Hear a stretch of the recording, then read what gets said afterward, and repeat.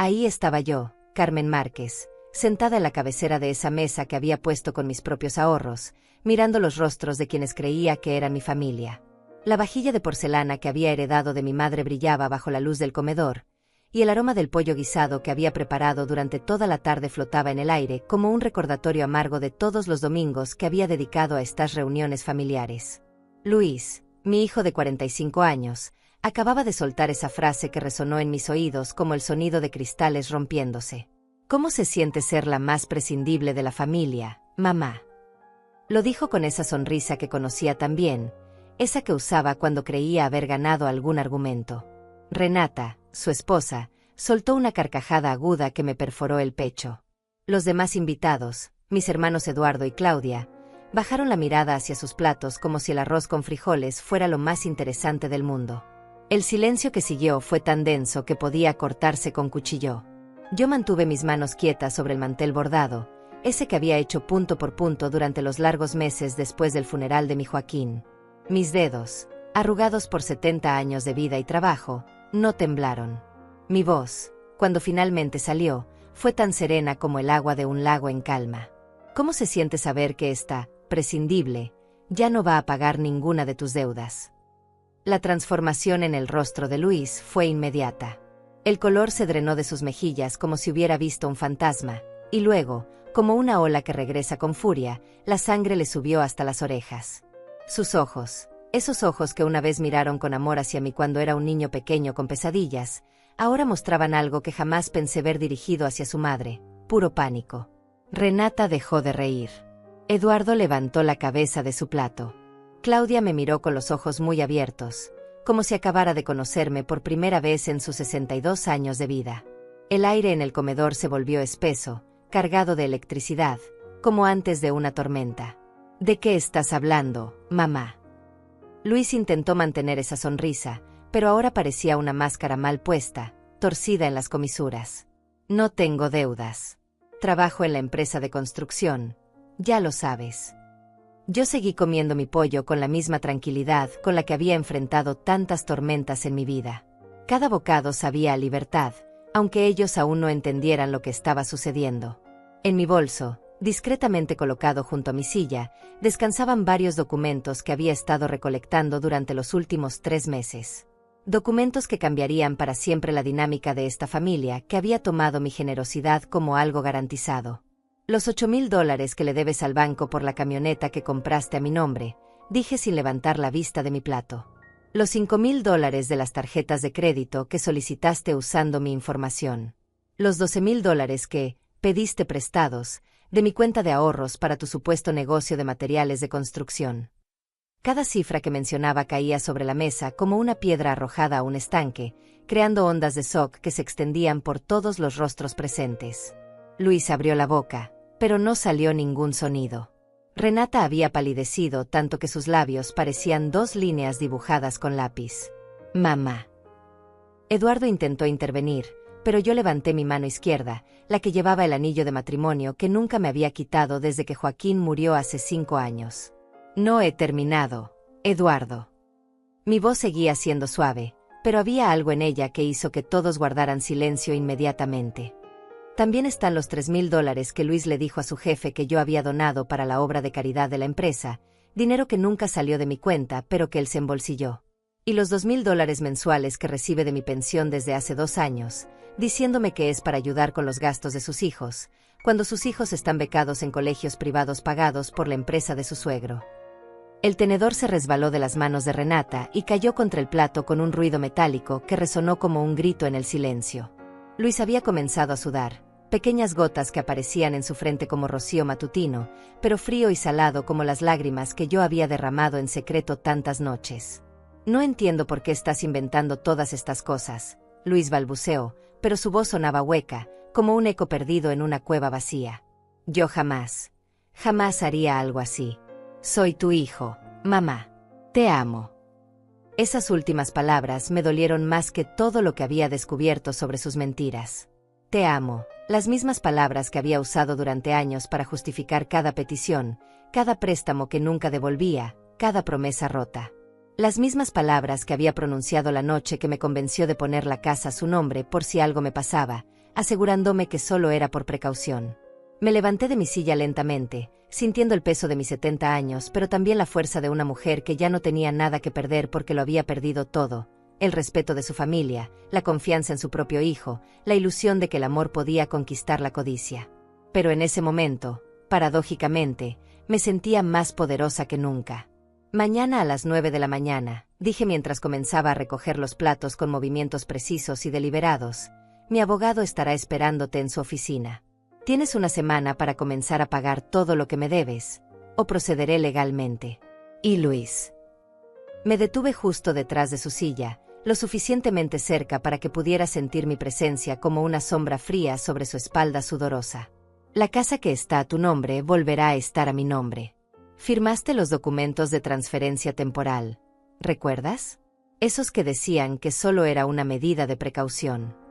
La última palabra salió de mis labios como un susurro, pero resonó en el comedor como un trueno. Esa noche, después de que todos se fueran en silencio como fantasmas avergonzados, me senté en mi vieja mecedora junto a la ventana de mi dormitorio. La misma ventana desde la que había visto crecer a Luis, desde la que lo había observado jugar fútbol en el patio trasero cuando tenía 8 años, desde la que lo había despedido el día que se casó con Renata hace 15 años.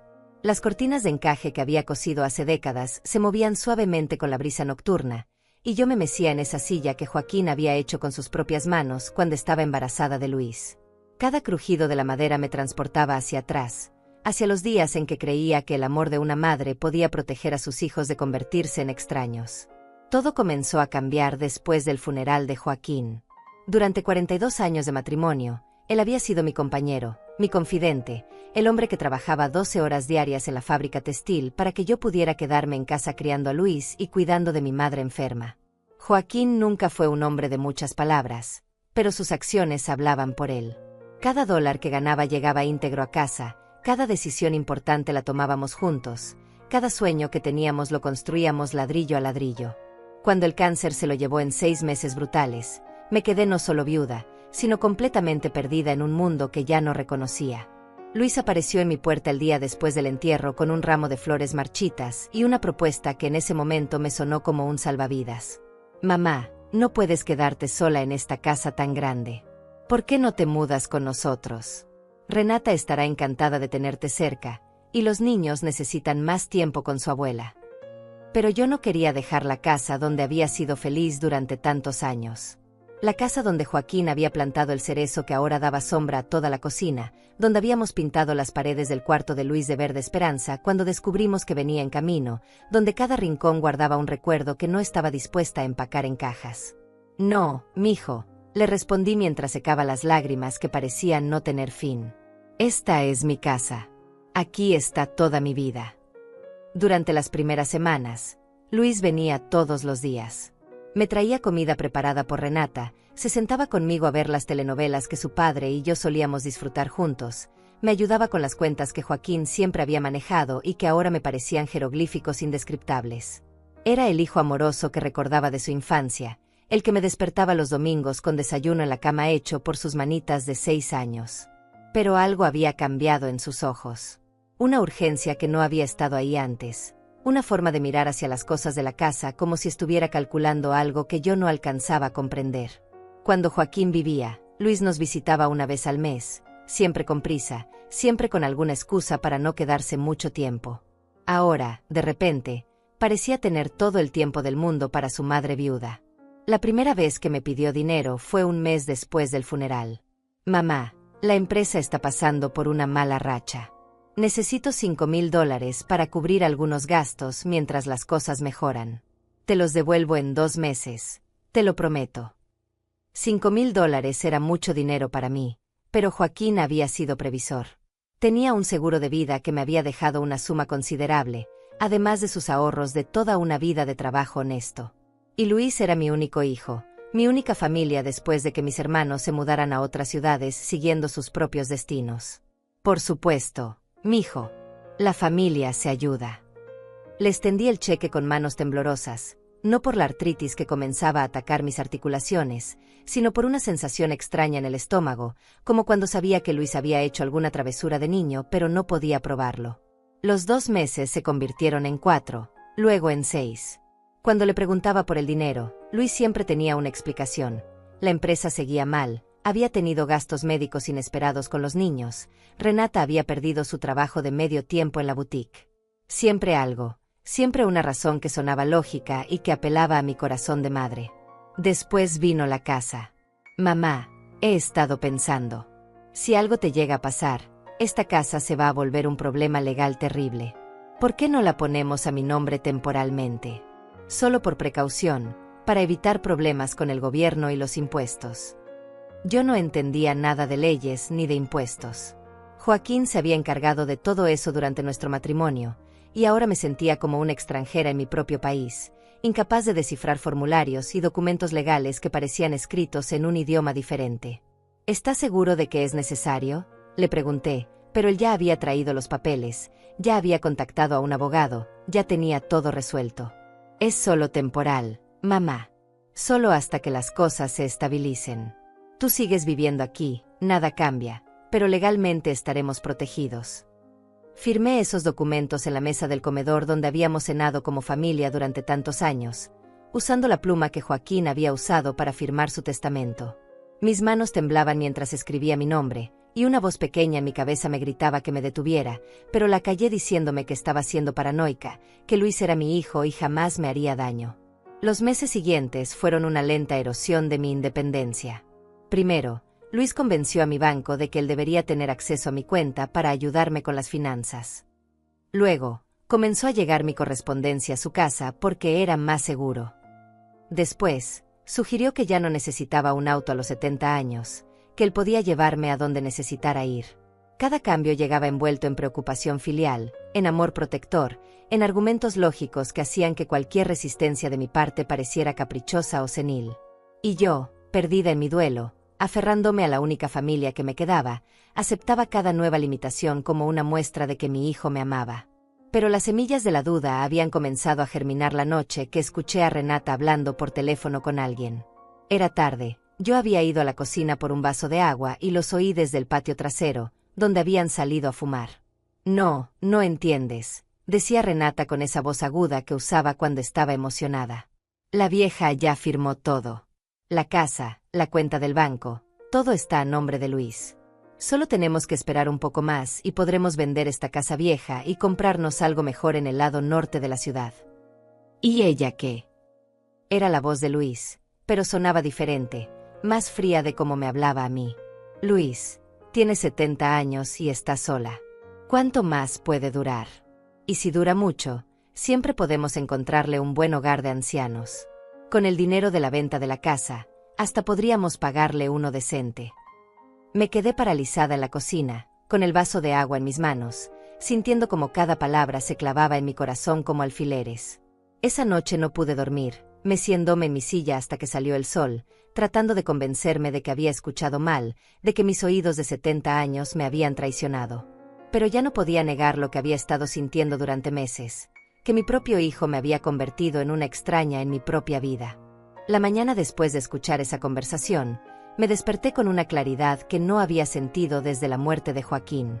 Era como si una niebla espesa se hubiera levantado de mis ojos y pudiera ver por primera vez en meses la realidad que había estado viviendo. Me vestí con el vestido floreado que Joaquín me había regalado en nuestro último aniversario y me dirigí a la cocina a preparar café, pero mis manos temblaban tanto que derramé los granos por todo el mostrador. Decidí que necesitaba salir de la casa, respirar aire fresco, caminar por las calles de mi barrio como solía hacer antes de que Luis me convenciera de que era peligroso para una mujer de mi edad andar sola. Me puse mis zapatos más cómodos y salí sin decirle a nadie, sintiendo una pequeña victoria rebelde con cada paso que daba por la acera agrietada donde había visto crecer a los hijos de mis vecinos. Caminé hasta la oficina del banco donde Joaquín y yo habíamos tenido nuestra cuenta durante 30 años. Marta, la cajera que nos conocía desde que Luis era un niño pequeño, me saludó con esa sonrisa cálida que siempre reservaba para los clientes antiguos. Señora Carmen, ¿cómo está usted? Hace mucho que no la veíamos por aquí. Marta, necesito revisar mis estados de cuenta de los últimos 6 meses, le dije, tratando de mantener mi voz firme a pesar del nudo que tenía en la garganta. La sonrisa de Marta se desvaneció ligeramente. Señora Carmen, usted sabe que su hijo Luis maneja su cuenta ahora. Él recibe todos los estados de cuenta en su dirección. Si necesita algo, quizás debería hablar con el primero. Marta, es mi dinero y mi cuenta. Quiero ver mis estados de cuenta. Algo en mi tono debe haberle indicado que no estaba dispuesta a aceptar un no por respuesta, porque después de unos minutos de dudas, desapareció en la parte trasera del banco y regresó con una carpeta gruesa llena de documentos. Lo que vi en esos papeles me quitó el aliento. Durante los últimos 6 meses, mi cuenta había tenido movimientos que yo jamás había autorizado. Retiros de $500 aquí, $1000 allá, transferencias a cuentas que no reconocía. Mi cuenta de ahorros, que había tenido $45,000 después del seguro de vida de Joaquín, ahora tenía menos de 12,000. Marta, le dije con la voz quebrada, yo no autoricé ninguno de estos retiros. Ella me miró con los ojos llenos de compasión, pero también de incomodidad. Señora Carmen, su hijo tiene poder legal sobre sus finanzas. Todo lo que él hace está autorizado legalmente. Nosotros no podemos cuestionar sus decisiones. Salí del banco caminando como una zombie, con los estados de cuenta apretados contra mi pecho como si fueran las pruebas de mi propia estupidez. El sol de la tarde me parecía demasiado brillante, y cada sonido de la calle sonaba amplificado, como si mi mundo se hubiera vuelto demasiado real de repente. Cuando llegué a casa, Luis estaba esperándome en la sala, sentado en el sofá que Joaquín y yo habíamos comprado para celebrar nuestro 10º aniversario. Su rostro mostraba una mezcla de preocupación y algo más. Algo que ahora podía identificar claramente, irritación. Mamá, ¿dónde estabas? Renata vino a visitarte y no estabas aquí. Nos preocupamos mucho. Fui al banco, le dije directamente, sin rodeos, observando cómo sus facciones se tensaban ligeramente. ¿Al banco? ¿Para qué fuiste al banco? Ya sabes que yo me encargo de todas esas cosas por ti. Puse los estados de cuenta sobre la mesa de centro, desplegándolos como cartas en un juego de póker donde finalmente había descubierto que mi oponente había estado haciendo trampa todo el tiempo. Luis, quiero que me expliques estos retiros. Se acercó a los papeles con una expresión que intentaba parecer casual, pero yo conocía a mi hijo. Había visto esa misma expresión cuando tenía 12 años y yo descubría que había estado tomando dinero de mi bolso para comprar dulces. Mamá, estos son gastos normales. Gastos de la casa, medicinas tuyas, comida. Ya hablamos de esto. Es más fácil para ti que yo maneje estas cosas. $3,000 en medicinas. Luis, yo tomo una pastilla para la presión que cuesta $20 al mes. Bueno, también están los gastos de mantenimiento de la casa, las reparaciones. ¿Qué reparaciones? Esta casa está igual que cuando tu padre murió. Por primera vez desde que había comenzado esta conversación, Luis pareció quedarse sin palabras. Se quedó ahí parado, mirando los papeles como si pudiera hacer que las cifras cambiaran con la fuerza de su voluntad. Mira, mamá, dijo finalmente, y su voz había cambiado. Ya no era el tono protector y amoroso que había estado usando conmigo durante meses. Era más frío, más impaciente. Tú no entiendes cómo funcionan las finanzas. Hay muchos gastos que tú ni siquiera ves. Impuestos, seguros, mantenimiento preventivo. Yo me estoy encargando de todo para que tú no tengas que preocuparte. ¿Y los $5,000 que me pediste prestados hace 4 meses? Esos también eran para impuestos. Te dije que te los iba a devolver y te los voy a devolver. Las cosas en la empresa han estado difíciles, pero están mejorando. Esa noche, después de que Luis se fuera con más prisa de la usual, llamé a mi hermana Claudia que vivía en otra ciudad. Hacía meses que no hablábamos porque Luis me había dicho que ella estaba pasando por problemas familiares y que era mejor no molestarla. Carmen, ¿cómo estás? He tratado de llamarte varias veces, pero Luis me dijo que habías decidido que no querías hablar con nadie por un tiempo. Mi corazón se hundió. Claudia, yo nunca dije eso. Yo no sabía que habías llamado. Durante esa conversación de 2 horas, descubrí que Luis había estado interceptando mis llamadas, diciéndole a la familia que yo estaba pasando por una depresión severa y que los doctores habían recomendado que no tuviera mucho contacto social. Claudia me contó que Eduardo también había tratado de visitarme, pero Luis le había dicho que yo no estaba recibiendo visitas. Carmen, ¿estás bien? Necesitas que vaya a verte. Por primera vez en meses, no me sentí completamente sola. Claudia, Creo que estoy en problemas. Esa noche marqué el número de mi vieja amiga Emilia, la enfermera que había cuidado a Joaquín durante sus últimos meses. Emilia siempre había sido una mujer práctica, directa, que no se andaba con rodeos cuando algo le parecía mal. Carmen, yo sabía que algo estaba pasando, me dijo después de que le conté todo. Cuando Luis me encontró en el supermercado la semana pasada, me dijo que tú no querías ver a nadie, que estabas muy deprimida. Pero eso no sonaba como tú. Tú siempre fuiste una luchadora. Emilia, no sé qué hacer. Todo está a su nombre. La casa, la cuenta del banco. No tengo nada. Carmen, escúchame bien. Mañana voy a ir a verte, y vamos a revisar todos los papeles que firmaste. Tengo un amigo que es abogado, y él nos va a decir exactamente cuáles son tus derechos. Pero mientras tanto, no firmes nada más, ¿me entiendes? Nada más. Cuando colgué el teléfono, me senté en mi mecedora y por primera vez en meses, lloré. Pero no eran lágrimas de autocompasión o de tristeza. Eran lágrimas de rabia, de una furia que había estado creciendo en silencio durante meses y que finalmente había encontrado una salida. Mi hijo, el niño que había cargado en mis brazos durante las noches de fiebre, que había consolado después de pesadillas, al que le había enseñado a andar en bicicleta y a ser un hombre honesto como su padre, me había traicionado de la manera más cruel posible. Había usado mi amor de madre, mi confianza ciega, mi duelo por su padre, para robarme no solo mi dinero, sino mi dignidad, mi independencia, mi propia vida. Pero esa noche, mirando por la ventana hacia el cerezo que Joaquín había plantado, tomé una decisión que cambiaría todo. Ya no iba a ser la víctima silenciosa de nadie.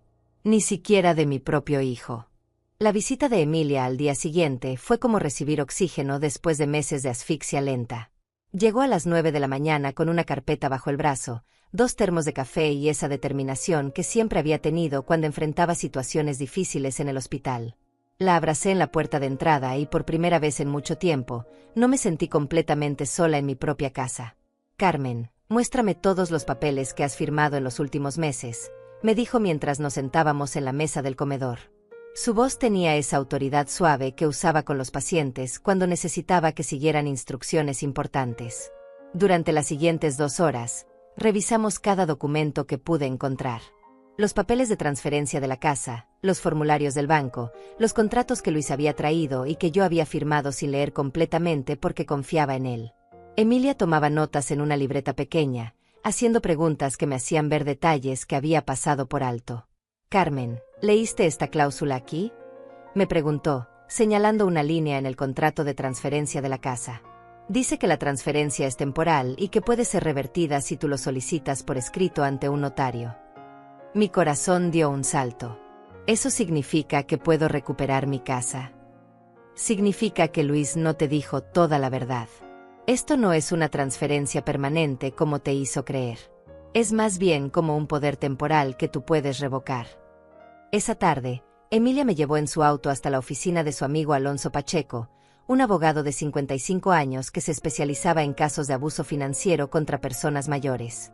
Su oficina estaba en un edificio modesto del centro de la ciudad, pero sus ojos tenían esa inteligencia aguda que me hizo sentir que finalmente había alguien de mi lado.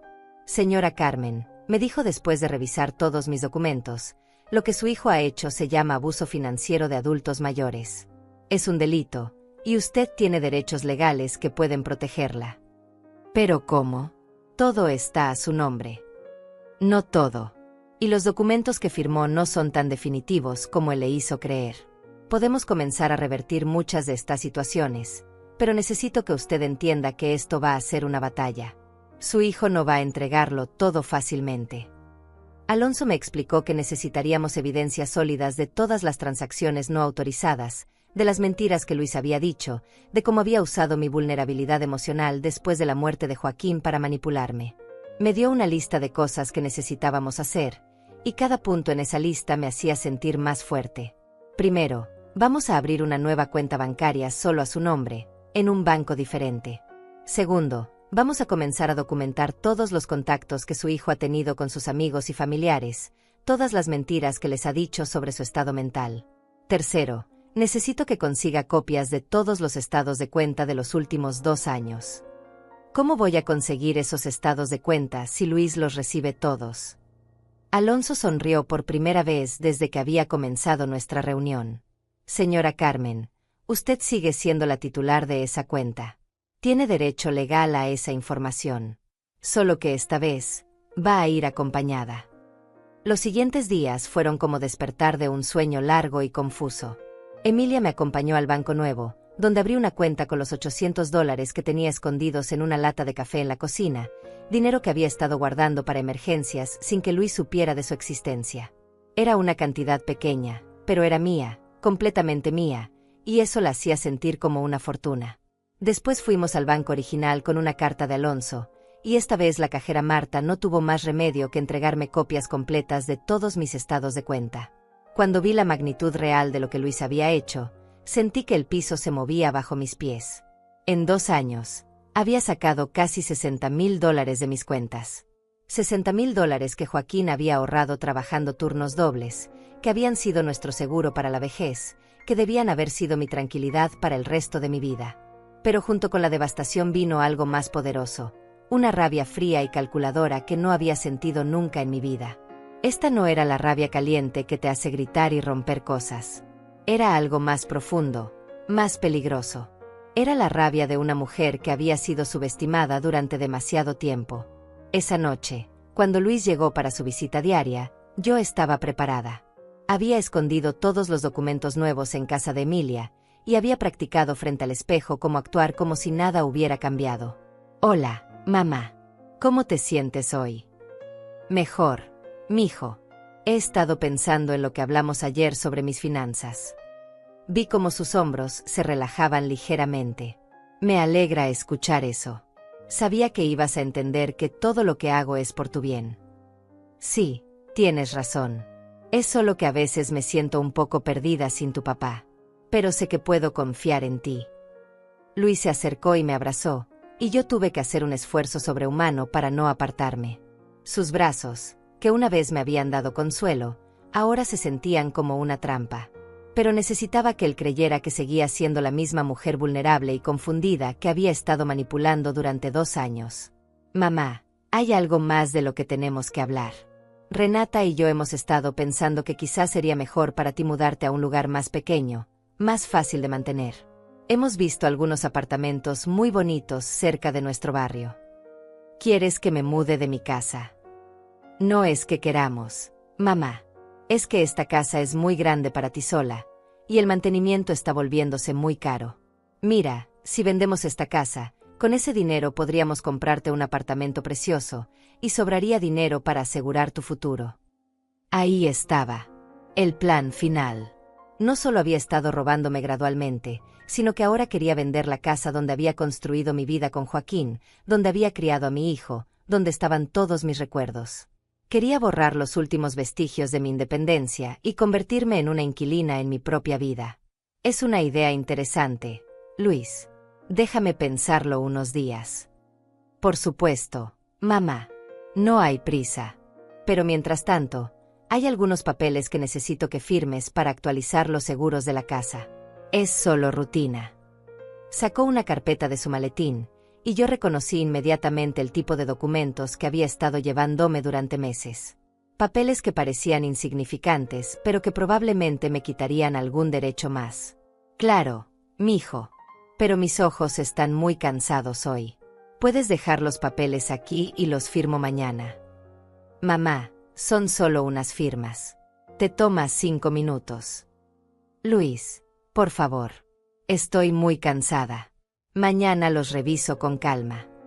Vi un destello de irritación cruzar por sus ojos, pero se controló rápidamente. Está bien, mamá. Pero no te olvides, ¿sí? Son importantes. Después de que se fuera, llamé inmediatamente a Alonso y le describí los documentos que Luis había dejado. Al día siguiente, fuimos juntos a un notario, y Alonso me explicó exactamente lo que esos papeles habrían hecho. Me habrían dado a Luis poder legal completo sobre todas mis decisiones, no solo financieras, sino médicas y personales. Básicamente, me habrían convertido en una menor de edad legal bajo su tutela. Señora Carmen, me dijo Alonso mientras guardábamos los documentos sin firmar en su caja fuerte, su hijo está siendo muy agresivo. Eso significa que probablemente tiene urgencia por alguna razón. Quizás sus propias deudas son peores de lo que pensamos.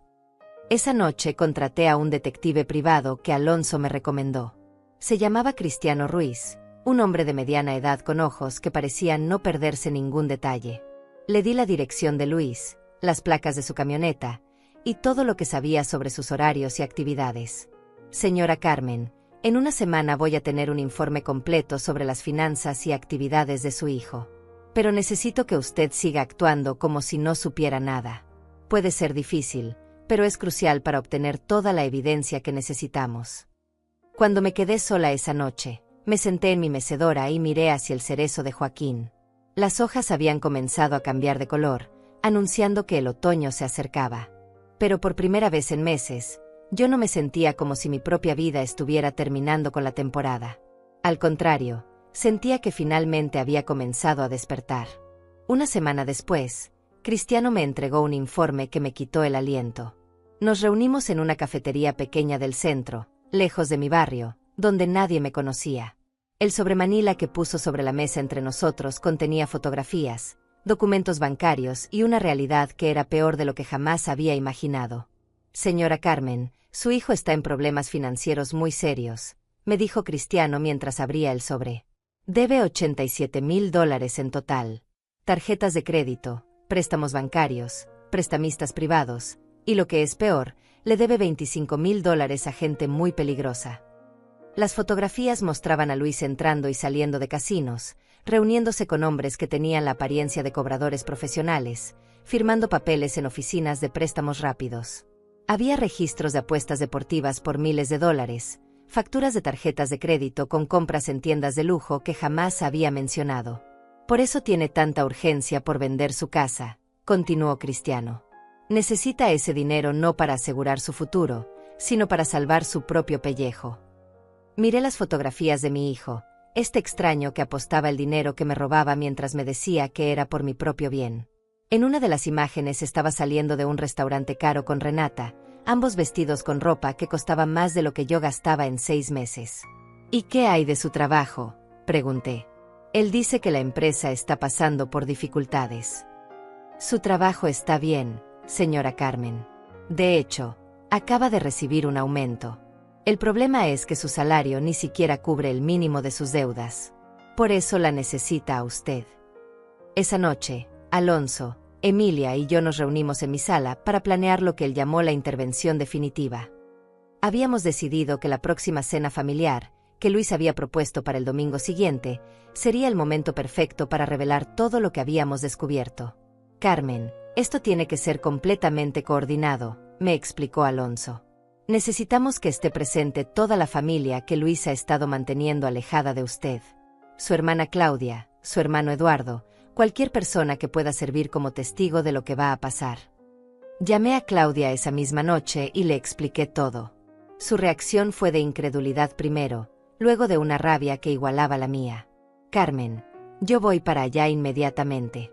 Y Eduardo también viene. Ese muchacho se va a arrepentir de haberse metido con su familia. No, Claudia. Necesito que vengan el domingo, para la cena. Pero que Luis no sepa que ustedes saben algo. Tienen que actuar normal. Los siguientes días fueron los más difíciles de mi vida. Tener que seguir recibiendo a Luis, escucharlo hablarme sobre mi bienestar mientras sabía exactamente lo que estaba haciendo, fingir que seguía siendo la mujer confundida y manipulable que él creía que era. Cada sonrisa suya se sentía como una puñalada, cada te amo, mamá como una bofetada. El viernes, Luis llegó más nervioso de lo usual.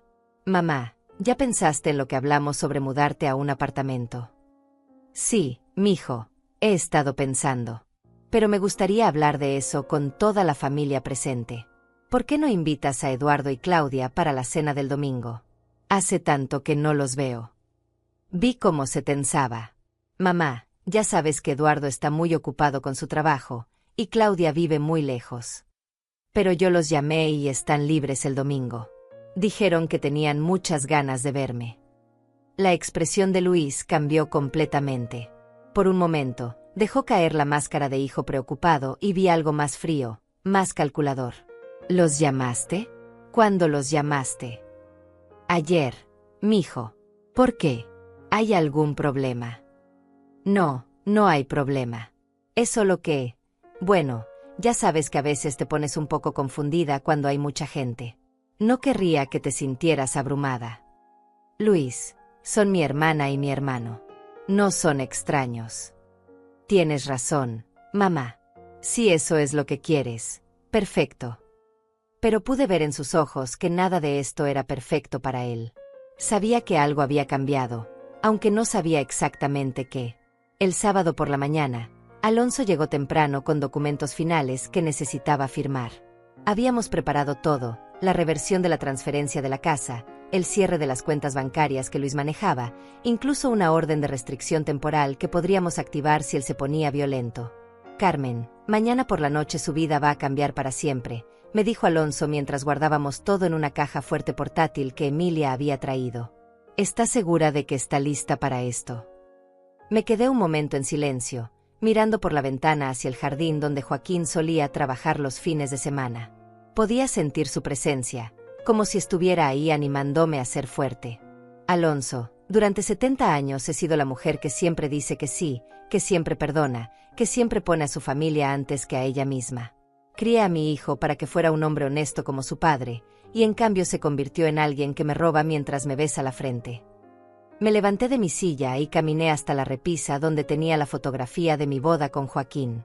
Éramos tan jóvenes, tan llenos de esperanza, tan seguros de que el amor y el trabajo duro eran suficientes para construir una buena vida. Joaquín me enseñó que una persona vale por sus acciones, no por sus palabras. Luis me ha mostrado con sus acciones quién es realmente. Mañana, yo le voy a mostrar quién soy yo realmente. Esa noche preparé la cena más elaborada que había hecho en meses. Pollo en salsa roja, arroz con verduras, frijoles refritos, tortillas hechas a mano, flan de vainilla para el postre. Todo desde cero, como solía hacer cuando Luis era pequeño y Joaquín llegaba cansado del trabajo. Pero esta vez no estaba cocinando por amor. Estaba cocinando para una despedida. La última cena que iba a compartir con el hijo que había perdido mucho antes de descubrir sus mentiras. El hijo que había enterrado a su padre no solo en la tierra, sino también en su memoria, olvidando todo lo que Joaquín le había enseñado sobre la honestidad y el respeto. Emilia llegó temprano para ayudarme con los preparativos finales. Revisamos una vez más el plan. Ella se quedaría en la cocina durante la cena, lista para llamar a Alonso si las cosas se salían de control. Alonso estaría esperando en su auto a una cuadra de distancia, con todos los documentos legales listos. Carmen, ¿cómo te sientes?, me preguntó Emilia mientras yo ponía la mesa con la vajilla buena. Me siento como una madre que está a punto de enterrar a su hijo, le respondí. Pero también me siento como una mujer que está a punto de renacer. A las 6 de la tarde, Eduardo y Claudia llegaron juntos. Los abracé en la puerta y por primera vez en meses, esos abrazos se sintieron reales, sin las capas de mentira y manipulación que habían envenenado mis relaciones familiares. Carmen, vamos a estar aquí para ti, me susurró Claudia al oído. Pase lo que pase, no estás sola. A las 6:30 llegaron Luis y Renata. Él traía flores, como siempre, pero esta vez yo las veía por lo que realmente eran, un soborno barato, una distracción colorida para ocultar la podredumbre que había debajo. «Qué maravilloso que estén todos aquí», dijo Luis con esa sonrisa ensayada. Hacía mucho que no teníamos una reunión familiar completa. Nos sentamos a la mesa, y por unos minutos todo parecía normal. Eduardo hablaba sobre su trabajo, Claudia contaba historias de sus nietos, Renata elogiaba mi comida. Pero yo podía sentir la tensión debajo de toda esa normalidad forzada, como electricidad antes de una tormenta. Y entonces, como habíamos planeado, Claudia hizo la pregunta que comenzaría todo. Luis, Carmen nos contó que están pensando en vender la casa. ¿No te parece un poco prematuro? Quiero decir, ella se ve muy bien para su edad. Vi cómo Luis se enderezaba en su silla, cómo sus ojos se movían rápidamente entre los rostros alrededor de la mesa, buscando pistas sobre cuánto sabíamos realmente. Bueno, es que mamá está envejeciendo, y esta casa es muy grande para ella sola. Pero la casa está a tu nombre, ¿verdad?, interrumpió Eduardo. No debería ser decisión de Carmen. El momento había llegado. Podía sentir mi corazón latiendo como un tambor, pero mi voz, cuando salió, fue tan calmada como el agua de un lago profundo. En realidad, Hay varias cosas de las que necesitamos hablar esta noche. El silencio que siguió a mis palabras fue tan espeso que podía cortarse con cuchillo. Luis dejó su tenedor sobre el plato con un ruido metálico que resonó en el comedor como una campana de alarma. Renata había palidecido visiblemente, sus labios pintados de rojo ahora parecían una herida en su rostro blanco. Eduardo y Claudia me miraban con expectación, sabiendo que el momento que habíamos planeado finalmente había llegado. ¿De qué cosas, mamá?, preguntó Luis, y su voz había perdido esa calidez artificial que había estado usando conmigo durante meses. Ahora sonaba cautelosa, como un animal que siente peligro pero no puede identificar de dónde viene. Me levanté lentamente de mi silla, sintiendo el peso de mis 70 años, pero también una fuerza nueva que corría por mis venas como café caliente en una mañana fría. Caminé hasta la repisa donde tenía guardada una caja pequeña, la misma donde Joaquín solía guardar los documentos importantes de la casa. Luis, ¿te acuerdas cuando eras pequeño y yo te decía que las mentiras tienen patas cortas? Vi cómo se tensaban los músculos de su mandíbula. Mamá, no entiendo de qué estás hablando. Siéntate. Luis, esto va a tomar un rato. Saqué de la caja el primer documento, los estados de cuenta bancarios que había obtenido con la ayuda de Alonso.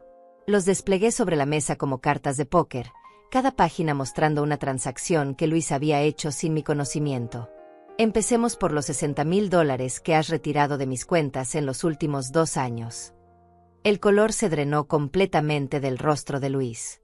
Renata dejó escapar un pequeño gemido ahogado. Eduardo y Claudia se inclinaron hacia adelante para ver mejor los documentos. Mamá, yo te expliqué todos esos gastos. Son gastos de la casa, medicinas, mantenimiento. $3,000 en un casino en una sola noche son gastos de medicinas. Luis. Puse sobre la mesa las fotografías que Cristiano había tomado. Luis entrando y saliendo del casino, Luis firmando documentos en casas de préstamo, Luis cenando en restaurantes caros mientras me decía que el dinero estaba ajustado. ¿Quién te tomó estas fotos? Su voz había subido una octava, y por primera vez pude ver algo parecido al pánico en sus ojos. Alguien que me está ayudando a descubrir la verdad. La verdad que tú has estado ocultándome mientras me robabas cada $1 que tu padre ahorró trabajando turnos dobles en la fábrica. Eduardo tomó uno de los estados de cuenta y silbó por lo bajo. Luis, esto es terrible. ¿Cómo pudiste hacerle esto a tu madre? No entiendes, Eduardo. Las cosas han estado muy difíciles. La empresa, los gastos de los niños, la hipoteca. ¿Qué hipoteca?, interrumpió Claudia. ¿No me dijiste que ya habían pagado su casa? Renata finalmente encontró su voz, pero cuando habló, sonó como un chillido desesperado. Luis, dijiste que esto no iba a salir nunca. Dijiste que ella nunca se iba a dar cuenta. El silencio que siguió a esas palabras fue ensordecedor. Luis miró a su esposa con una expresión que mezclaba rabia y terror. Eduardo y Claudia se miraron entre ellos con la comprensión Dunning en sus rostros. ¿Nunca me iba a dar cuenta de qué, Renata?, pregunté, mi voz tan suave como seda pero cortante como navaja. Luis se puso de pie abruptamente, su silla se tambaleó hacia atrás. Mamá, esto es suficiente. No sé quién te está metiendo estas ideas en la cabeza, pero esto es ridículo. Yo soy tu hijo. Todo lo que he hecho ha sido para protegerte. ¿Protegerme de qué? ¿De tener dinero para mi vejez? ¿De vivir en mi propia casa? ¿De hablar con mi propia familia? Saqué el siguiente grupo de documentos, las transcripciones de las conversaciones que Luis había tenido con mis hermanos, diciéndoles que yo estaba deprimida y que no quería ver a nadie. Claudia, ¿te acuerdas cuando trataste de llamarme en marzo y Luis te dijo que yo estaba muy mal emocionalmente? Sí, me dijo que los doctores habían recomendado que no tuvieras contacto social por un tiempo. Eduardo, ¿y cuándo quisiste visitarme en abril? Luis me dijo que estabas pasando por una crisis nerviosa y que era mejor dejarte sola. Luis había comenzado a sudar visiblemente. Pequeñas gotas aparecían en su frente y sus manos temblaban ligeramente cuando las puso sobre la mesa. Eso es cierto. Tú estabas muy mal después de la muerte de papá. Yo solo trataba de protegerte. ¿Protegerme mintiendo sobre mi estado mental? ¿Aislándome de mi familia? ¿Robándome mi independencia día a día? Saqué el último grupo de documentos, El informe del detective sobre las deudas de Luis, las fotografías de sus reuniones con prestamistas peligrosos, los registros de sus apuestas deportivas. Luis, tú me debes $87,000. Pero lo que es peor, le debes $25,000 a gente que no acepta excusas. Esta vez fue como si hubiera detonado una bomba en el comedor. Luis se tambaleó hacia atrás como si lo hubieran golpeado físicamente. Renata comenzó a sollozar, cubriéndose la cara con las manos. Eduardo se puso de pie, su rostro rojo de indignación. Luis, hijo de perra, ¿cómo pudiste hacerle esto a tu madre? Eduardo, por favor, dije con calma. Siéntate. Aún no he terminado. Caminé hasta la ventana y miré hacia el jardín donde Joaquín había plantado nuestro cerezo. Las hojas habían comenzado a caer, creando una alfombra dorada bajo el árbol. Pensé en todas las veces que me había sentado en este mismo lugar, preguntándome qué había hecho mal como madre, cómo había criado a un hijo capaz de traicionarme de esta manera. Luis, ¿sabes cuál fue el momento en que me di cuenta de que ya no eras mi hijo? Se quedó callado, pero pude ver que sus manos temblaban más violentamente. Fue la noche que te escuché hablando con Renata sobre meterme en un hogar de ancianos después de vender mi casa. La noche que dijiste que solo tenías que esperar a que yo muriera para poder quedarte con todo. Renata levantó la cabeza, sus ojos rojos e hinchados. Carmen, nosotros nunca. ¿Nunca qué, Renata? ¿Nunca planearon vender mi casa para pagar las deudas de juego de Luis? ¿Nunca hablaron de lo prescindible que era en sus vidas? Luis finalmente encontró su voz, pero cuando habló, ya no quedaba nada del hijo que había conocido. Era un extraño desesperado, atrapado en una mentira que se desmoronaba a su alrededor. Mamá, sí, tengo problemas. Sí, necesito ayuda.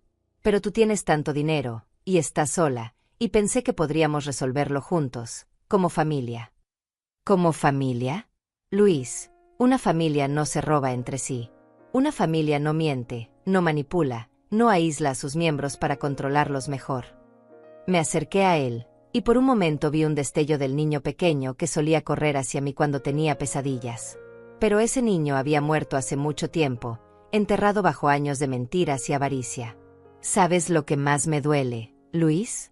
No es el dinero. El dinero se puede recuperar. No es ni siquiera la traición. Lo que más me duele es que mataste a mi hijo.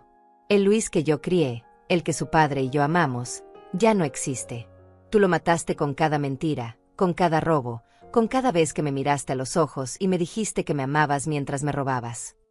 Las lágrimas comenzaron a rodar por mis mejillas, pero no eran lágrimas de tristeza. Eran lágrimas de liberación, de una madre que finalmente había encontrado el valor para enfrentar la verdad sobre lo que su hijo se había convertido. Mamá, por favor, podemos arreglar esto. Puedo devolverte todo. Solo dame tiempo. ¿Tiempo? Luis, durante 2 años te di todo mi tiempo, toda mi confianza, todo mi amor, y tú lo convertiste en armas para usar contra mí. El teléfono móvil de Luis comenzó a sonar. Lo miró con terror evidente, y cuando vio el número, se puso aún más pálido. ¿No vas a contestar?, le pregunté. Quizás son tus acreedores preguntando cuándo van a ver su dinero. El teléfono siguió sonando, su melodía alegre contrastando grotescamente con la tensión mortal que llenaba el comedor. Finalmente se detuvo, pero todos sabíamos que volvería a sonar pronto. Luis, dije finalmente, mañana a primera hora vas a ir con mi abogado y vas a firmar todos los documentos necesarios para devolver la casa a mi nombre. Vas a cerrar todas las cuentas bancarias que has abierto usando mi información. Y vas a comenzar a pagarme, con intereses, cada centavo que me has robado. ¿Y si no lo hago? Entonces voy a presentar cargos criminales contra ti por robo, fraude y abuso de adultos mayores. Y créeme, Luis, tengo evidencia suficiente para mandarte a la cárcel por mucho tiempo. El silencio que siguió fue roto solo por el sonido de los sollozos de Renata y el tic-tac del reloj de pared que Joaquín había colgado en el comedor hace 30 años. ¿Eso es todo?, preguntó Luis finalmente, su voz apenas un susurro. No, respondí, sintiendo como las palabras finales se formaban en mi garganta como una sentencia que había estado esperando pronunciar durante meses. Eso no es todo. Me dirigí hacia la cómoda antigua que había pertenecido a la madre de Joaquín, esa que Luis había estado mirando con ojos codiciosos durante meses, preguntando si valía algo en el mercado de antigüedades. Saqué una carpeta gruesa que había estado escondida allí durante las últimas 2 semanas, esperando este momento exacto. Eduardo, Claudia, quiero que sean testigos de lo que va a pasar ahora. Luis, quiero que Renata también escuche esto, porque afecta su futuro tanto como el tuyo. Abrí la carpeta y saqué el primer documento. Era una carta oficial del banco, con sellos y firmas que brillaban bajo la luz del comedor como pequeñas condenas. Este es el aviso de ejecución hipotecaria de tu casa, Luis. La que me dijiste que ya habías pagado completamente. Renata dejó escapar un grito ahogado y se cubrió la boca con ambas manos. Luis se tambaleó como si lo hubiera golpeado físicamente. ¿Cómo conseguiste eso? Tus acreedores más peligrosos contactaron al banco. Al parecer, pusiste tu casa como garantía para un préstamo de $30,000 que ya venció hace 3 meses. Puse el documento sobre la mesa, donde todos pudieran verlo. Las letras rojas que decían aviso final parecían sangrar sobre el papel blanco. Pero eso no es todo, continué, sacando otro grupo de papeles. Estos son los reportes de crédito que mi abogado obtuvo legalmente. Luis, tu puntuación crediticia está en el fondo del pozo. Ningún banco te va a prestar ni un centavo. Eduardo tomó los papeles y los examinó con expresión cada vez más horrificada. Luis, esto dice que debes dinero a 17 instituciones diferentes. ¿Cómo llegaste a este punto? No lo entiendes, balbuceó Luis, el sudor ahora corriendo libremente por su cara. Tuve una mala racha, pero iba a recuperarlo todo. Tenía un sistema. Un sistema de apuestas, interrumpí. Como el que te hizo perder $15,000 en una sola semana. Saqué las fotografías que Cristiano había tomado en el casino, imágenes de Luis en las mesas de póker, en las máquinas tragamonedas, firmando papeles con prestamistas que tenían la apariencia de no ser precisamente entidades bancarias legítimas. Mamá, por favor, ¿puedo explicar todo esto? No necesitas explicar nada, Luis, porque ya no es mi problema. El silencio que siguió fue tan denso que podía sentirlo presionando contra mis tímpanos. Saqué el documento final, el que había estado guardando para este momento climático. Este es mi nuevo testamento, Luis, firmado ante notario hace 3 días. Sus ojos se fijaron en el documento como si fuera una serpiente venenosa. Nuevo testamento. En el anterior, tú heredabas todo. Esta casa, mis ahorros, las pólizas de seguro, todo.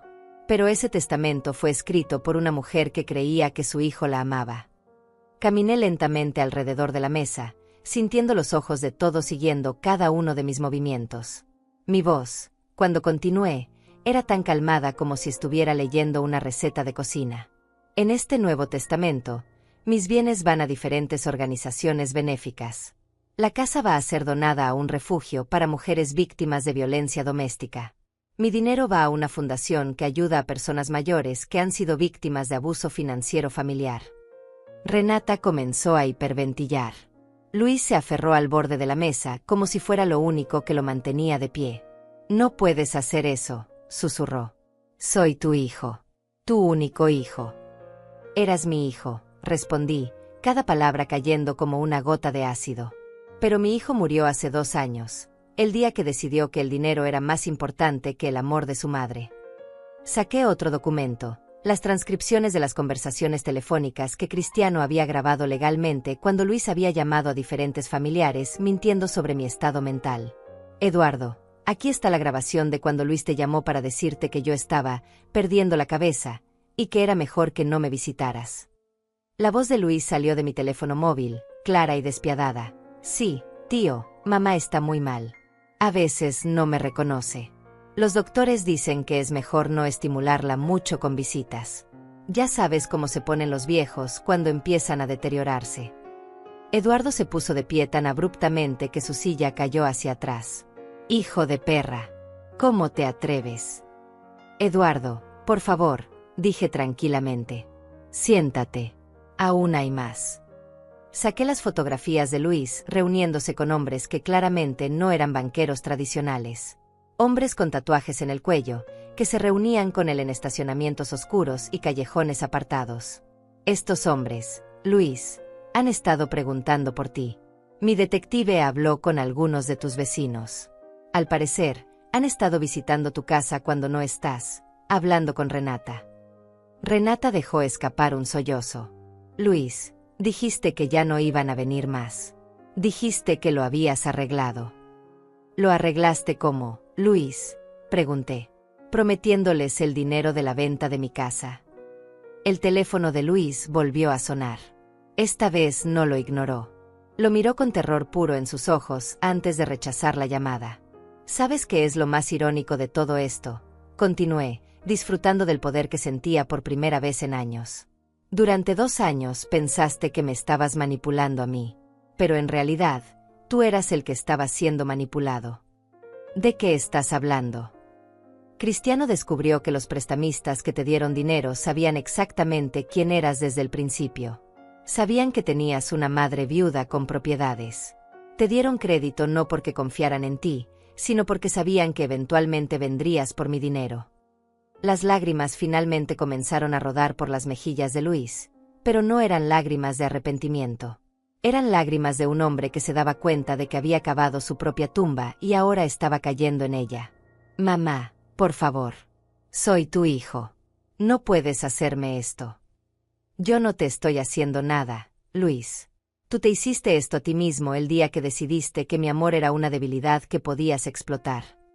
Caminé hasta la ventana una vez más, mirando hacia el cerezo de Joaquín.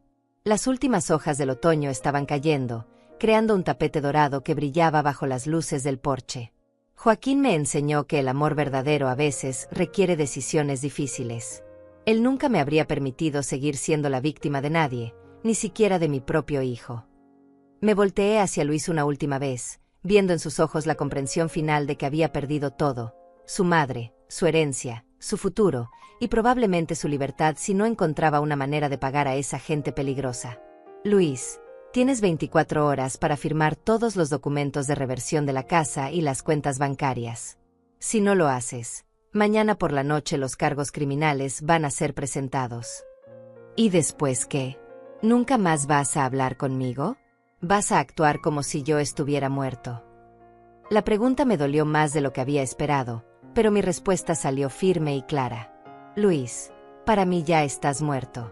Has estado muerto desde el día que elegiste robarme en lugar de pedirme ayuda. El hijo que crié nunca habría hecho lo que tú hiciste. El teléfono volvió a sonar. Esta vez Luis contestó con manos temblorosas. Hola. Todos pudimos escuchar la voz áspera del otro lado. Luis, el tiempo se acabó. Queremos nuestro dinero mañana, o vamos a tener que hablar con toda tu familia. Luis colgó el teléfono y me miró con algo que finalmente parecía verdadero terror. Mamá, esa gente, si no les pago, van a hacerme daño. Entonces, dije mientras comenzaba a recoger todos mis documentos, sugiero que encuentres la manera de pagarles. Pero sin la casa, sin tu dinero, no tengo cómo. Luis, dije, mi voz tan fría como el viento de invierno, ese ya no es mi problema. El silencio que siguió a mis últimas palabras fue roto por el sonido de una silla arrastrándose contra el piso. Luis se había puesto de pie, tambaleándose ligeramente, como un hombre que acababa de recibir un golpe mortal pero aún no se había dado cuenta de que estaba cayendo. Mamá, no puedes hablar en serio. Soy tu hijo. No puedes abandonarme así. Yo no te estoy abandonando, Luis. Tú me abandonaste a mí hace 2 años cuando decidiste que era más fácil robarme que trabajar honestamente para salir de tus problemas. Saqué el documento final que había estado guardando para este momento. Era un sobresellado que contenía algo que cambiaría todo para siempre. ¿Sabes qué es esto, Luis? No tengo idea. Es una carta que tu padre escribió antes de morir. Una carta dirigida a ti, que me pidió que te entregara solo si algún día te convertías en alguien que él no reconocería como su hijo. El color desapareció completamente del rostro de Luis. Incluso Renata había dejado de llorar para mirar fijamente el sobre que tenía en mis manos. Eso es imposible. Papá murió muy rápido. No tuvo tiempo para escribir cartas. Tu padre supo que se estaba muriendo 3 meses antes de decírnoslo a nosotros. Fue al doctor solo, recibió el diagnóstico solo, y tomó 3 meses para prepararse para dejar este mundo. Abrí el sobre lentamente, sintiendo el peso de las palabras que Joaquín había escrito con manos ya debilitadas por la quimioterapia. Durante esos 3 meses, escribió varias cartas. Una para mí, que leí después de su funeral. Y esta para ti, que guardó con la esperanza de no tener que usarla nunca. Eduardo y Claudia se habían inclinado hacia adelante, captando cada palabra. Renata tenía las manos apretadas contra su pecho, como si tratara de contener su corazón que se desbocaba. «Lee la carta, mamá», susurró Luis, y por primera vez en toda la noche, su voz sonaba como la del niño pequeño que solía tener miedo de los truenos. Desdoblé el papel amarillento, sintiendo la textura familiar de la letra de Joaquín, esa escritura cuidadosa que había llenado las tarjetas de cumpleaños y las notas de amor durante 42 años de matrimonio. «Luis», comencé a leer, «si tu madre te está entregando esta carta, significa que te has convertido en alguien que me avergonzaría llamar mi hijo».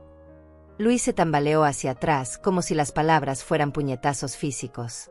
«Durante toda tu infancia, traté de enseñarte que un hombre se define por sus acciones, no por sus palabras. Te enseñé que la familia se protege, no se explota. Te enseñé que el trabajo honesto, aunque sea duro, siempre es mejor que el dinero fácil». Mi voz se quebró ligeramente al leer las siguientes líneas, pero continué. «Si estás escuchando estas palabras, significa que olvidaste todo lo que traté de enseñarte. Significa que convertiste el amor de tu madre en una debilidad que pudiste explotar. Significa que el niño que cargué en mis hombros y al que le enseñé a andar en bicicleta se convirtió en un extraño que yo no reconocería». Luis había comenzado a sollozar, pero no eran lágrimas de arrepentimiento genuino. Eran lágrimas de un hombre que se daba cuenta de que había perdido hasta el respeto póstumo de su padre. «Luis, si tu madre te está leyendo esto, también significa que ella ha encontrado la fuerza para defenderse. Y me enorgullece de ella. Carmen es la mujer más fuerte que he conocido, y si tú la subestimaste, fue tu error más grande». Hice una pausa, mirando a Luis directamente a los ojos antes de continuar con las líneas finales. «Hijo, ya no te reconozco como tal. Un hijo mío jamás habría traicionado a la mujer que le dio la vida, que sacrificó todo por él, que lo amó incondicionalmente. Si estás escuchando esto, ya no eres mi hijo. Eres solo un extraño que lleva mi apellido». El silencio que siguió fue absoluto. Incluso el reloj de pared parecía haber dejado de hacer ruido. Luis había caído de rodillas junto a su silla, sollozando como un niño, pero sus lágrimas llegaban demasiado tarde. «Hay una posdata», dije, y mi voz sonaba como si viniera de muy lejos. «Carmen, mi amor, si algún día tienes que leer esta carta a Luis, quiero que sepas que estoy orgulloso de ti. Quiero que sepas que tienes mi permiso para hacer lo que sea necesario para protegerte. Y quiero que sepas que siempre, siempre estarás en mi corazón». Doblé la carta lentamente y la puse de vuelta en el sobre. El papel había absorbido algunas de mis lágrimas, manchando ligeramente la tinta azul con la que Joaquín había escrito sus últimas palabras para su hijo. «Luis», dije finalmente, «tu padre murió creyendo que habíamos criado a un buen hombre. Me alegra que no haya vivido para ver en qué te convertiste». Luis levantó la cabeza, su rostro hinchado y rojo. «Mamá, puedo cambiar. Puedo ser el hombre que papá quería que fuera». «Luis, tu padre no quería que fueras ningún tipo específico de hombre. Solo quería que fueras honesto. Y la honestidad no es algo que puedas fingir o que puedas decidir tener solo cuando te conviene». Caminé hasta mi bolso y saqué un último documento, los papeles finales de transferencia que devolvían todos mis bienes a mi nombre exclusivo. «Estos documentos ya están firmados por mi abogado y registrados legalmente. A partir de mañana por la mañana, no tienes acceso a nada que sea mío. Ni la casa, ni las cuentas bancarias, ni siquiera este comedor donde has estado comiendo gratis durante 2 años». Puse los papeles sobre la mesa, junto a todas las otras evidencias de su traición. «Luis, tienes hasta mañana al mediodía para sacar todas tus cosas de esta casa. Después de eso, si apareces por aquí, llamaré a la policía». «¿Y mis hijos? Nunca más vas a ver a tus nietos».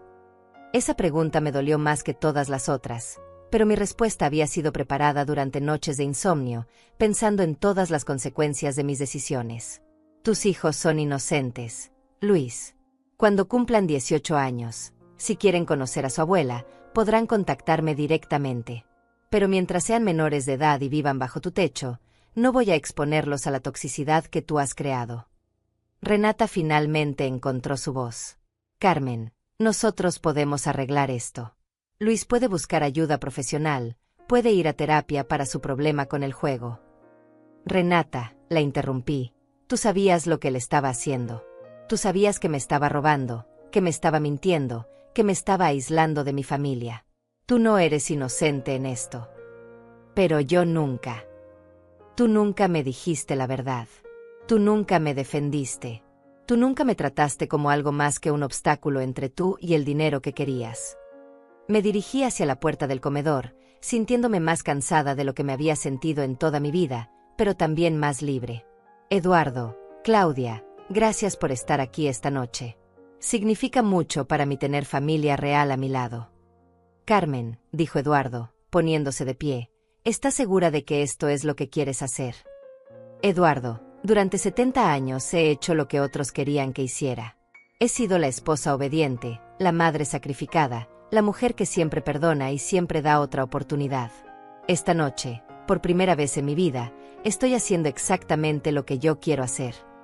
Luis se había puesto de pie, tambaleándose ligeramente. Mamá, por favor, dame una última oportunidad. Luis, dije, volteándome para mirarlo una última vez, tú tuviste 2 años de oportunidades. Cada día que elegiste mentirme en lugar de decirme la verdad fue una oportunidad perdida. Cada dólar que robaste fue una oportunidad desperdiciada. Cada vez que me miraste a los ojos y me dijiste que me amabas mientras planeabas cómo robarme más, fue una oportunidad que tiraste a la basura. Caminé hacia la puerta, sintiendo el peso de 70 años de vida, pero también la ligereza de una mujer que finalmente había encontrado su propia voz. Mañana por la mañana, mi abogado estará esperándote en su oficina. Si no apareces, los cargos criminales serán presentados inmediatamente. ¿Y después qué, mamá? ¿Qué vas a hacer cuando estés completamente sola? Me detuve en el umbral de la puerta, sin voltearme. Luis, he estado sola durante 2 años, mientras tú me robabas. La diferencia es que ahora lo estaré por elección, no por traición. 3 meses después de esa noche, me desperté en mi propia cama, en mi propia casa, por primera vez en 2 años sin la sensación de que alguien me estaba robando mientras dormía. La luz del amanecer se filtraba a través de las cortinas de encaje que había cosido hace décadas, creando patrones dorados sobre las paredes que finalmente volvían a ser completamente mías. Me levanté lentamente, sintiendo mis 70 años, pero también una energía que no había sentido desde la muerte de Joaquín. Caminé hasta la cocina y preparé café para una sola persona, sin tener que calcular cuántas tazas necesitaría para visitas no deseadas que venían a manipularme con sonrisas falsas y palabras dulces. El periódico de la mañana tenía una pequeña nota en la sección policial: hombre local arrestado por fraude bancario y amenazas. No mencionaba el nombre de Luis, pero yo sabía que era él. Alonso me había llamado la semana anterior para informarme que Luis había intentado falsificar mi firma para conseguir un préstamo de emergencia, usando documentos falsos que afirmaban que yo había muerto y que él era mi único heredero. Doblé el periódico y lo puse a un lado. Esa noticia pertenecía a una vida que ya no era la mía, a un hijo que ya no reconocía como tal. Emilia llegó a las 9, como había estado haciendo todos los sábados desde aquella noche. No por lástima o porque sintiera que necesitaba cuidarme, sino porque habíamos redescubierto una amistad que Luis había tratado de sabotear diciéndole que yo no quería ver a nadie. Buenos días, Carmen. ¿Cómo dormiste? Como una reina, Emilia. Como una reina en su propio castillo. Nos sentamos en el porche trasero, donde podíamos ver el cerezo de Joaquín. Las hojas nuevas de primavera habían comenzado a brotar, pequeñas y verdes, llenas de promesas de una nueva temporada. ¿Has sabido algo de él?, me preguntó Emilia, aunque ambas sabíamos de quién estaba hablando sin necesidad de mencionar nombres. Claudia me dijo que está en la cárcel por 6 meses. Al parecer, la gente a la que les debía dinero lo encontró antes de que pudiera huir de la ciudad. Y Renata se mudó con su madre. Solicitó el divorcio la semana pasada. Bebimos nuestro café en silencio, observando a los pájaros que habían hecho sus nidos en el cerezo. Era un silencio cómodo, el tipo de silencio que solo puede existir entre 2 mujeres que han vivido lo suficiente para entender que no todas las heridas necesitan ser constantemente examinadas para sanar. Carmen, dijo Emilia finalmente, ¿Alguna vez te arrepientes de lo que hiciste? La pregunta me tomó por sorpresa, no porque no la hubiera pensado, sino porque la respuesta había cambiado con el tiempo. Al principio sí. Las primeras semanas después de esa cena, me despertaba por las noches preguntándome si había sido demasiado dura, si debería haberle dado otra oportunidad. ¿Y ahora? Ahora me arrepiento de no haberlo hecho antes. Me arrepiento de haber permitido que continuara durante tanto tiempo, de haber sido tan ciega ante las señales, de haber confundido mi amor de madre con complicidad en mi propia destrucción. Esa tarde, después de que Emilia se fuera, decidí hacer algo que no había hecho en años. Salí a caminar por mi barrio sin avisar a nadie, sin pedir permiso, sin tener que explicar a dónde iba o cuándo regresaría. Caminé por las calles donde había visto crecer a los hijos de mis vecinos, donde había empujado el cochecito de Luis cuando era bebé, donde Joaquín y yo solíamos caminar tomados de la mano los domingos por la tarde. Pero esta vez no estaba recordando el pasado con nostalgia. Estaba reclamando mi presente. En la esquina de la calle principal me encontré con María, una vecina que no había visto en meses porque Luis le había dicho que yo estaba demasiado enferma para recibir visitas. Carmen, qué gusto verte. Te ves muy bien. Luis me había dicho que estabas muy mal de salud. María, nunca estuve enferma. Mi hijo estaba mintiendo para aislarme de mis amigos.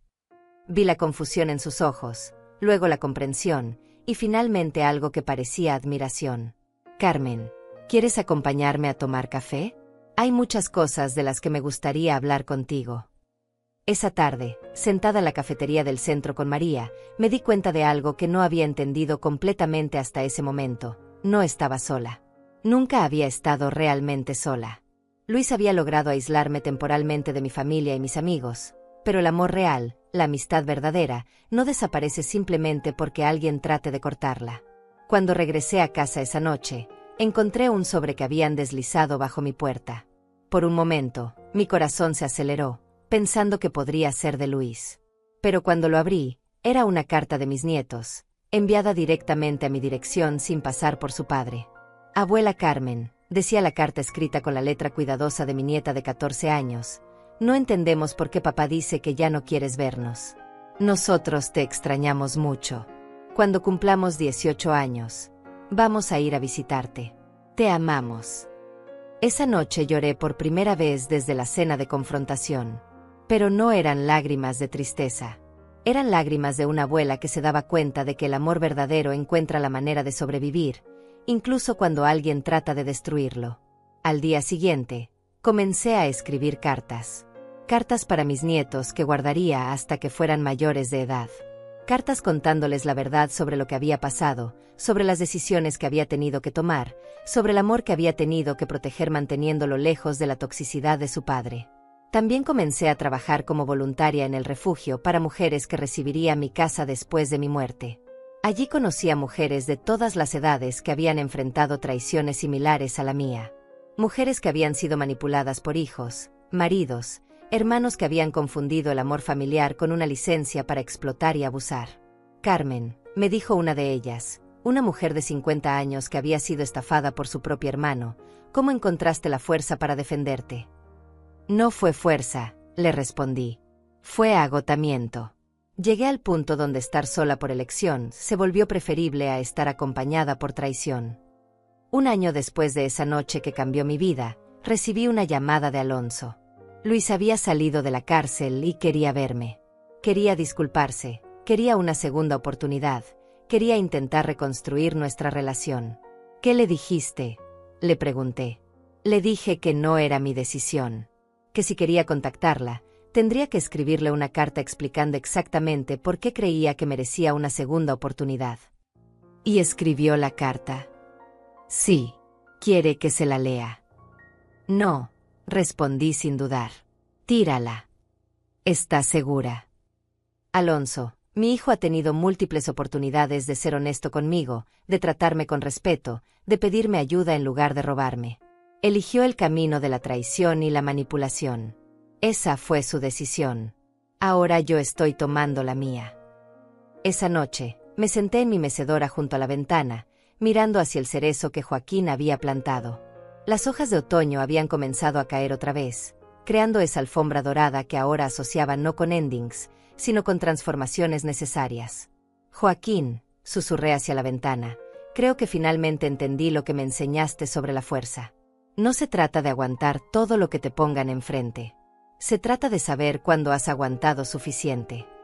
Una brisa suave movió las cortinas, y por un momento pude sentir su presencia, su aprobación, su amor que había sobrevivido a la muerte y que me había dado la fuerza para sobrevivir a la traición. Me levanté de la mecedora y caminé hasta el espejo del pasillo, el mismo donde había practicado tantas veces como enfrentar a Luis durante esas semanas de preparación. Pero la mujer que me miraba desde el espejo ya no era la misma que había comenzado esta historia. Era una mujer que había recuperado su nombre, que había reclamado su vida, que había aprendido que el amor verdadero a veces requiere límites que parecen crueles pero que en realidad son actos de autopreservación. Mi nombre es Carmen Márquez, le dije a la mujer en el espejo. Tengo 71 años. Soy viuda, madre de un hijo que elegí perder para salvarme a mí misma, abuela de nietos que algún día entenderán por qué tuve que tomar las decisiones que tomé. Hice una pausa, sintiendo el peso de todas las palabras que habían llevado a este momento. Mi historia, continué, apenas comienza.